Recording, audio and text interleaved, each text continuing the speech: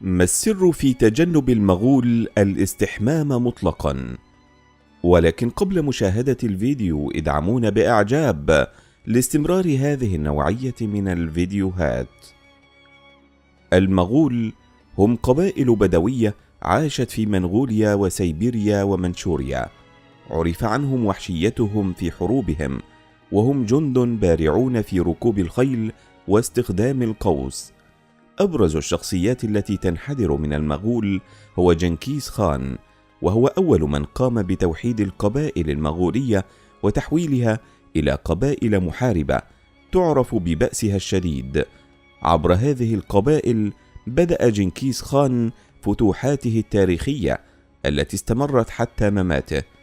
إلى جانب هذه الحقائق المميزة عن المغول، لكن حقيقة واحدة تجعلك تغير رأيك بهم، وهي أنهم شعب لم يكن يستحم. فقد اشتهر عن المغول بأنهم ذو رائحة سيئة وكريهة للغاية، حتى ملابسهم لم يكونوا يبدلونها سوى في مناسبات معينة، أو إن أصبحت خرقة بالية ممزقة يستبدلها بملابس جديدة. لماذا كان المغول يتجنبون الاستحمام؟ السبب الرئيسي في ذلك أن أسطورة كانت شائعة في ذلك الوقت مفادها أن التنانين تسكن دورات المياه وتسيطر عليها، وأن الاستحمام أو استعمال دورة المياه سيؤدي إلى اتساخها وبالتالي غضب التنانين. هذه الأسطورة جنبت شعبهم من الاستحمام وغرقوا في القذارة والروائح الكريهة. أما عن ملابسهم فقد كانت تتألف من عباءة تشبه القفطان في شكلها، وكانت تحاك من الحرير أو القطن أو الفراء أو الصوف أو القطيفة.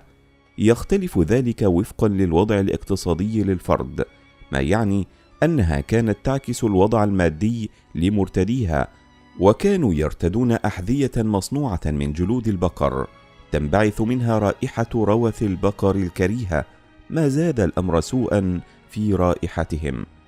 وإن كنت تتساءل إن كانت رائحتهم الكريهة تثير ضيقهم وانزعاجهم، فالجواب هو لا، على العكس تماما، كانت تعتبر قيمة بالنسبة لهم، حتى أنهم كانوا يتهللون فرحا إن قام إمبراطور أو شخص من مكانة اجتماعية مرموقة بإهداء أحدهم ملابسه البالية، ليس لعظمة القائد بل لأنه حصل على شيء من رائحته. شكرا لكم لمتابعتكم، ولا تنسوا الإعجاب بالفيديو والاشتراك بالقناة والمشاركة.